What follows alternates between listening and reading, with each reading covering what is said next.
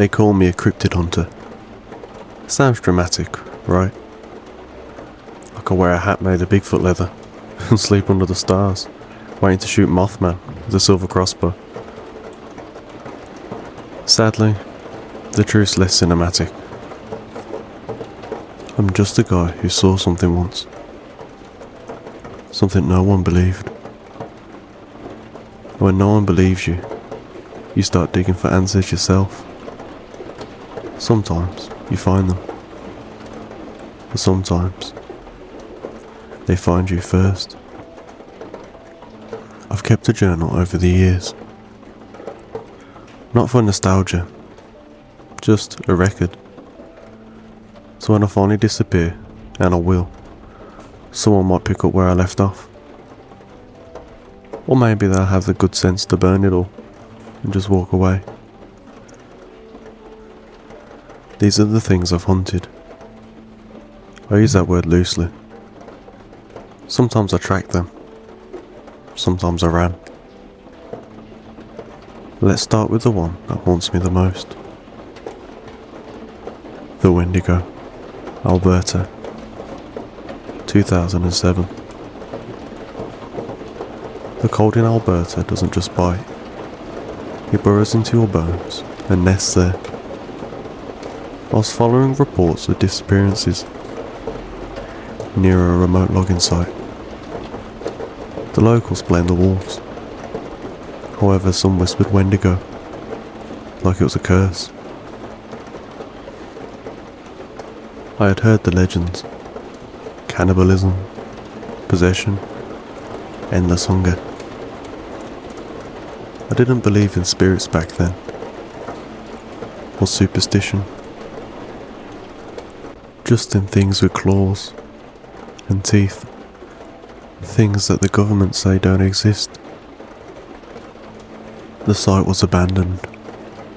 Snow draped everything like a shroud. I found blood in the snow, old, blackened at the edges, like rust. Nearby, a torn parka hung on a branch. It was about 10 feet up, coated with dried blood. I set up my camp just off the logging road. At night, the woods were silent. They breathed and cracked, whispered things that sounded like my name. The second night, something circled my tent. I didn't move. I didn't breathe. Whatever it was, it didn't step on the snow so much as glide across it.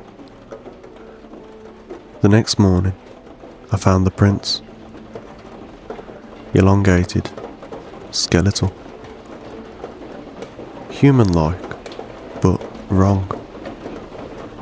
Too elongated, too narrow.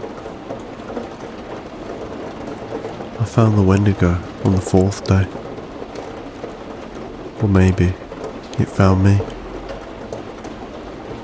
It stood in the trees, half shrouded by snow and shadow. Tall, emaciated.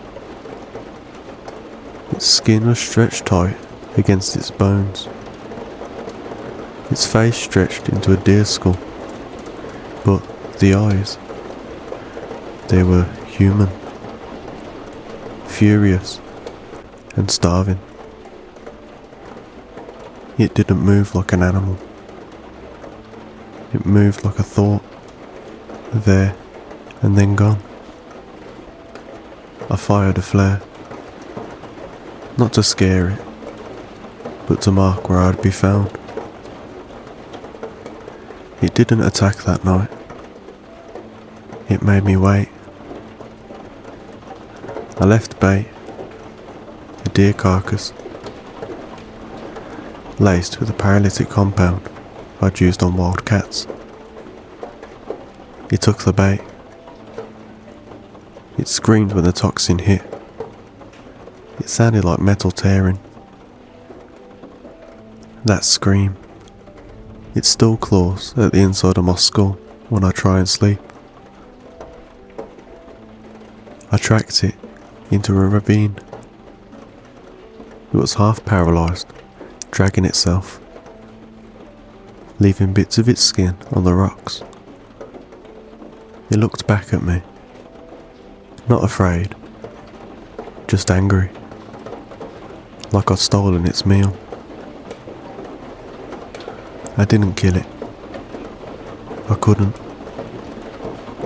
Something about it. It knew me. Like it recognised something in me. So I left it. 3 more loggers disappeared that year. I couldn't go back. The Skinwalker, New Mexico, 2011. Have you ever heard your own voice coming from outside your house? Not an echo, not a recording. Your voice, calling your name. That's how I learned about skinwalkers. I was visiting an old friend. He'd retired to a small, quiet reservation town near Shipwreck. I enjoy the silence, he said. The emptiness. I thought he was just chasing peace. The first night I was there, I heard it. Ellie, come out here. I sat up in bed so fast, I nearly threw my back out. It was my voice. Almost identical, but different. It was wrong. It was hollow. It came from behind the trailer. I couldn't see anything from the windows. Thinking it was a prank, or most likely trespassers, I slowly stepped outside with my flashlight and shotgun. I scanned the area. There was nothing. No wind, no rustling, nothing. Not even coyotes. My friend found me outside, shivering. Don't answer it, he said. It's not human. He wouldn't say more, but he made me sleep with salt around the windows and a pouch of ash and crumbled bone above the door. 2 nights later, I saw it. It stood at the edge of the yard on all fours, just beyond the light. But it wasn't a dog or a coyote. It was bigger, almost wolf-shaped, but gaunt, like it had been skinned and stitched together on countless times. Its eyes, they were wrong. They were too intelligent. When it moved, the bones under its skin clicked like dry knuckles. Wet squelching and tearing sounds filled the silence of the night as its skin shifted, reforming as it grew taller. Then it stood up on 2 legs. It took a step forward further into the light. Its face changed, warping and shifting. It turned more human, from animal to man. I began to recognize it. It was me. I raised my gun. It stopped. I said, "Come out here," it whispered, grinning with my teeth. I fired. I hit it in the shoulder. It didn't bleed. It just laughed. My friend came out, chanting something low, urgent. He flung a powder. I later learned it was cornmeal and crushed herbs. The thing screamed like a radio warping between frequencies combined with animal screeches and human wails. It turned and ran into the darkness. Later, he explained, the skinwalker wasn't a beast or a ghost, nor a man. It was once human, a witch who had done the unthinkable. They killed someone close to them for power.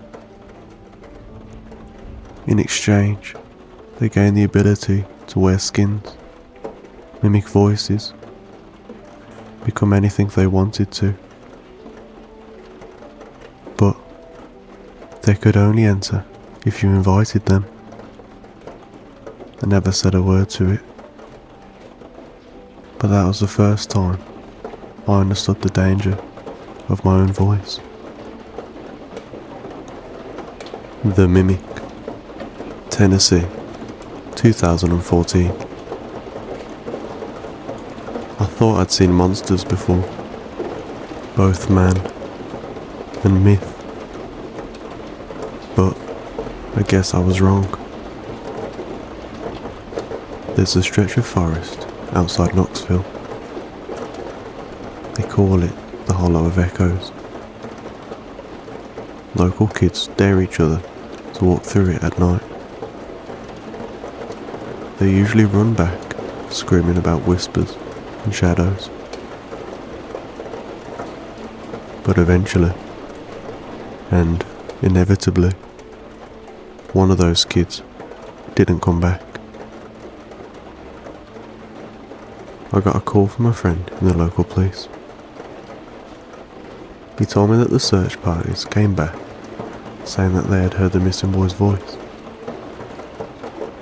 calling them from two different areas at the same time. One was from high up near a tree, whilst the other was near a creek bed.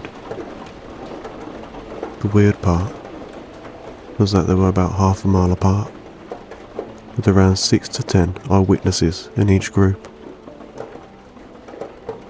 I camped there for about a week. The thing about mimics is they don't hunt you like a predator. They're calculating. They wear you down. They steal your familiarity.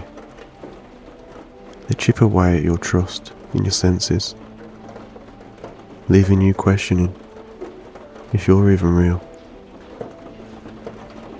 It started small. Branches breaking just behind me.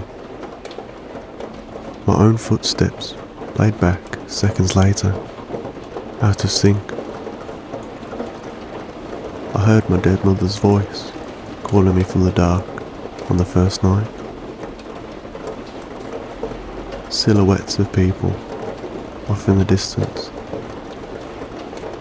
looking just wrong, something out of place. Arms and legs too short or too long, just completely out of proportion. They always remained just out of reach, leaving no evidence behind, no footprints, no tracks, nothing.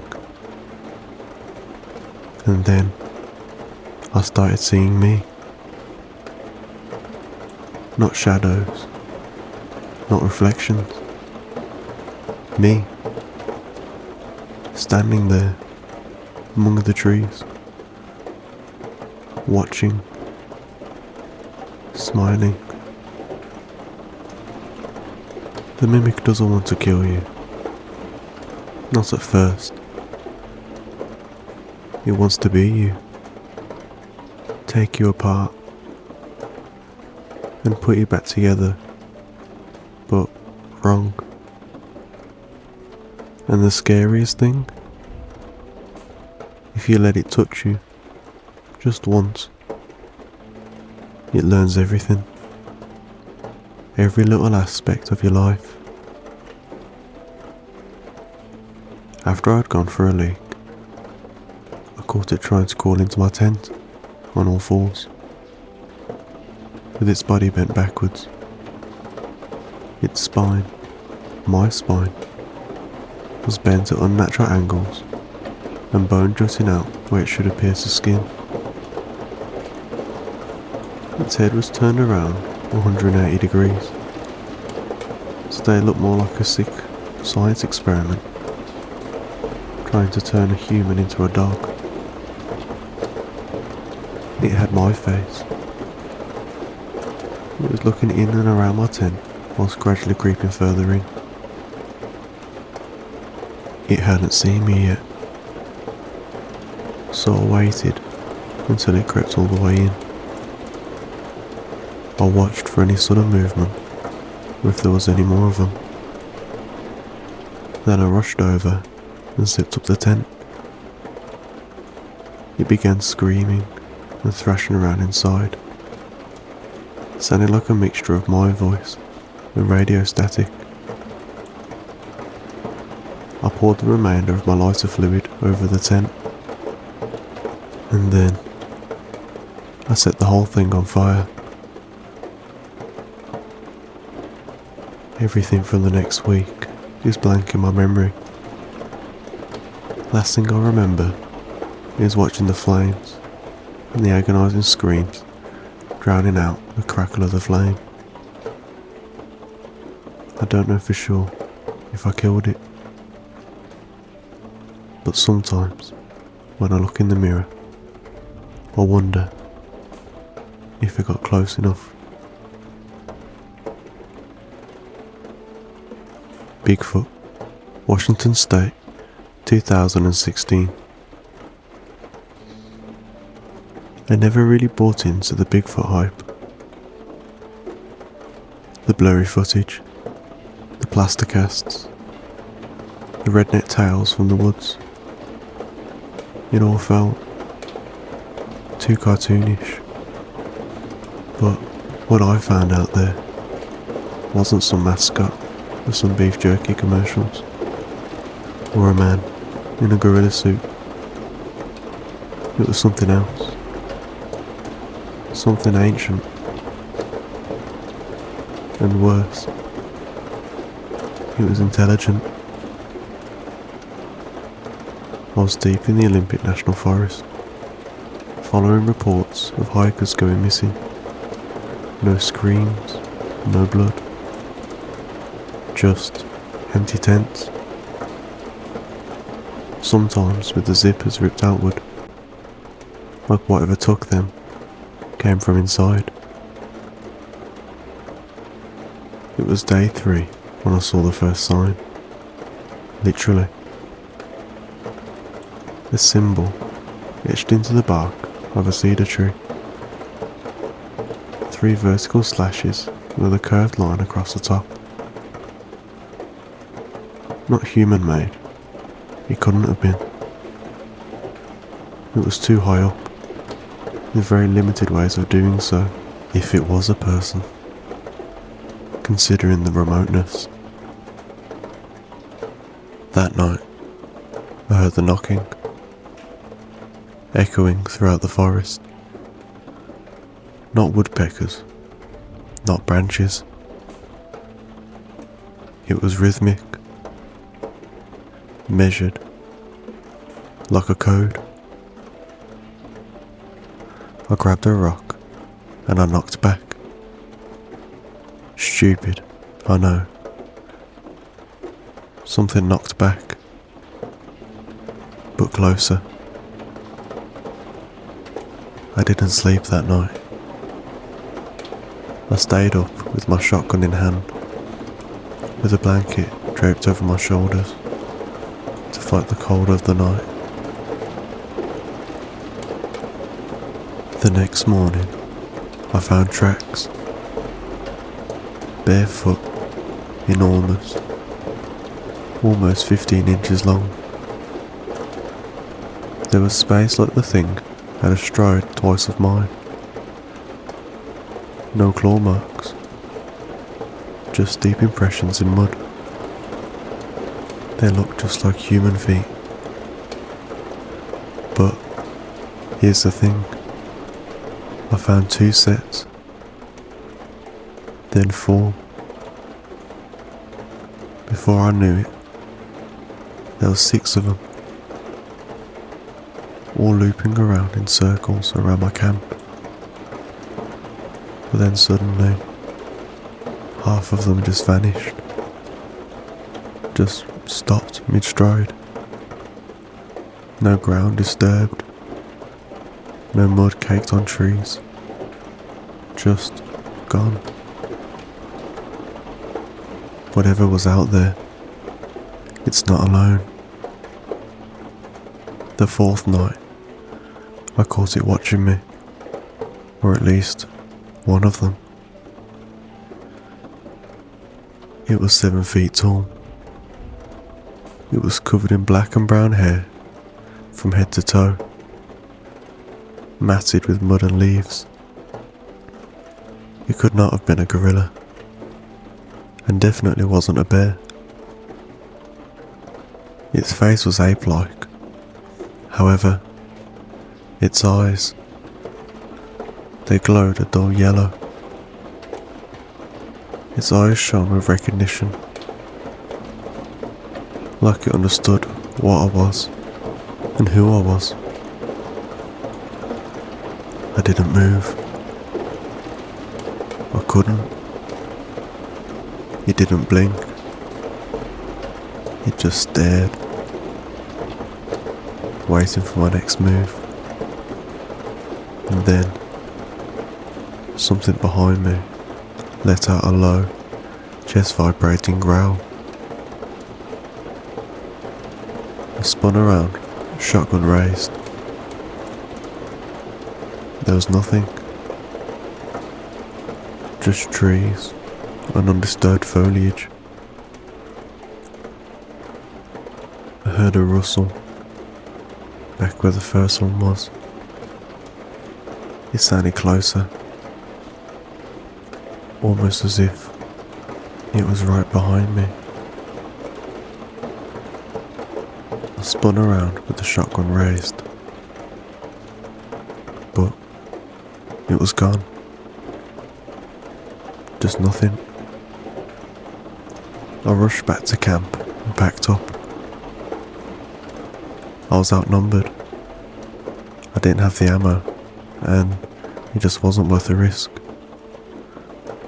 However, I left a trail cam strapped to a tree so I could monitor them and come back.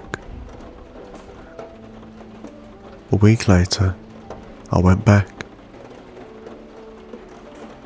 The site was clear, as if it was untouched, which seemed odd. It seemed too untouched, as if no animals had been here, or anything. It was supposed to be a popular camping site, but there was no one. No litter, or anything. I loaded the SD card onto my computer when I got home. The footage came through. First, it showed 6 hikers asleep in their tent. Then, something crawls into frame. Something big, hairy. It leaned down to the camera. Then it smiled. I haven't been back since. There was no news articles, no missing reports, nothing. just gone off the face of the earth. I think the Forest Service is covering it up. The Mothman, Point Pleasant, 2019. This one's a bit harder to talk about. Not because I was afraid, but because I still don't understand what I saw. It all started with a phone call from a woman who claimed she saw a man with big wings hovering over the Silver Memorial Bridge. She said his eyes glowed red, and every time she blinked, he got closer. She said she drove to the police in fear, but they didn't do anything, and the moment she stepped inside, he was gone. She called me later that night when she got home. I figured it was grief. The town's never really recovered from the 67 bridge collapse. Trauma echoes in weird ways. I should know. But then others started reporting it too. Truckers, college kids, and a priest. They all said the same thing. Black wings, red eyes, a telepathic voice in their head telling them to leave. I went out there one night around 2 a.m. I parked on the bridge's shoulder. The sky was cloudless. The night was cold, but still. I saw it after about 10 minutes. At first, I thought it was a bird on a streetlight. Then it unfolded itself. It was taller than a man, wings that stretched beyond the lamplight. Its body was matte black, looking like a void in the darkness. It absorbed all the light. It rose into the sky, but its wings didn't flap. It just floated, higher and higher. Each time I blinked, he got closer and closer. And then, its eyes opened. No pupils, just red, penetrating, glowing orbs. I couldn't move. I couldn't breathe. A sense of nausea came over me. In my head, I heard a voice. Not words, just grief. Deep, ancient, unbearable grief. I couldn't understand his words, but I could feel the emotion. He wasn't a hunter. He wasn't even angry. He was afraid. He was trying to warn me. As I stared, transfixed, a truck roared past, and in the strobe of the headlights, he vanished in a swirling black smoke. The bridge collapsed around 2 weeks later. Not a full collapse, just a structural failure that caused one of the pillars to crumble and causing it to be unstable, creating a slight lean in the road. It shut down permanently because there was very little funding. Thankfully, there was no deaths with this one, but it could have been worse. I think that's what the Mothman does. He doesn't cause disasters. He tries to stop them. He's the only one so far who I haven't found a need to kill. And maybe the reason he always shows up near tragedy is because no one ever listens. The Hide Behind, Oregon, 2022. There's one more story I haven't told. It's not because I'm scared or something, but because it's still with me. Some monsters come at your teeth first. loud, obvious. They want the chase, the scream, the blood. But not this one. This one waits. It watches. It feeds off your fear and anxiety. And then the moment you have nothing left and you look away, it is already behind you. They call it the hide behind. I thought it was just some old lumberjack folklore whispered in logging towns in the Pacific Northwest. The stories say it snatches people from behind trees, that it's impossibly fast, and that no one's ever seen its face. Well, anyone who's alive. It was the only cryptid I never tried to track, and I should have kept it that way. But a kid went missing, again, from a small town north of Tillamook. His dad found their campsite torn to pieces. Nothing stolen, no prints, no blood. Just the boy's backpack, left right where he'd been sitting, facing the woods. I told myself it'd just be another hunt. Bring some gear, camp out, listen, and just wait. I was hoping it would just be a Wendigo, or maybe a Bigfoot. On the first day, I set up trail cameras in a wide perimeter, brought some motion sensors, and rigged a back-mounted mirror system so I could see behind me at all times. I even laid tripwires around the perimeter with tiny bells just in case. The first night, there was nothing. No animal sounds, no wind, just silence. Not even the trees made a noise. The second night, I was cleaning my gun when I heard the mirror on my right shoulder crack. I hadn't hit anything. It just snapped, like pressure had been applied to it. Spun around, knife raised. And there was nothing. Only trees. I checked the cameras.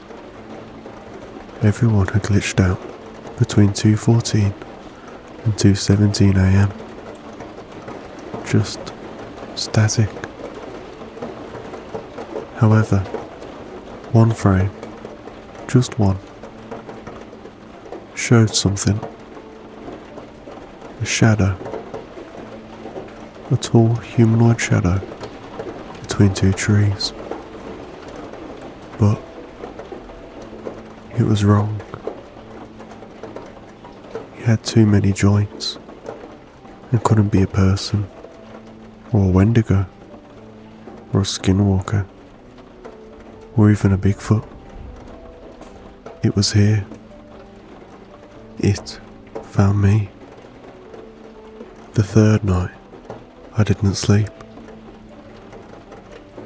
I sat with my back to a large cedar, shotgun in my lap, mirrors checked, and bells still. At 2:13 AM, the air changed. You don't realise how much silence can hurt until it thickens, when even the bugs go still,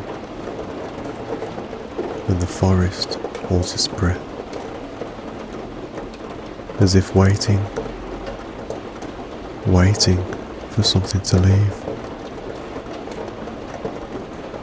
That's when I heard it. The bell. Just one. A soft jingle behind me. Then another. Closer. I didn't turn. pulled a thermographic camera from my jacket and slowly raised it over my shoulder to point around the tree. It was just cold shapes against the warm background of trees. Nothing. But then, movement. A tall, contorted figure, like a human, peeled itself from a tree and stretched itself out. Its arms were long, too long. Could have almost wrapped its arms twice around the tree behind me. It bent down onto all fours. Then it started crawling towards me. But I couldn't hear it. I couldn't feel it. Only the bells. I snapped around and fired blind. Nothing. Then, the sound of something sprinting around me in circles, always just out of view. Trees shaking, footsteps hitting moss, whispers that sounded like my own panic thoughts being echoed back at me. Then I ran. I got out, barely. When I reached the edge of the woods, the sun was rising, just enough to colour the fog. I turned one last time. There in the distance, about 50 feet away, there was a figure between the trees. Not running, just watching. Then it stepped behind a tree and vanished. I've spent years hunting the things that go bump in the night, but the hide behind, it hunts you. And it doesn't just stop when you leave the woods. Because now, sometimes, when I walk down an empty street at night, I hear those bells. And last week, whilst I was brushing my teeth with the bathroom door open, I saw something in the mirror. A blurred shadow, just for a second, just behind me. And the next, it was gone. I still have some more stories to tell. Hopefully, I'll be able to tell them before I see it again.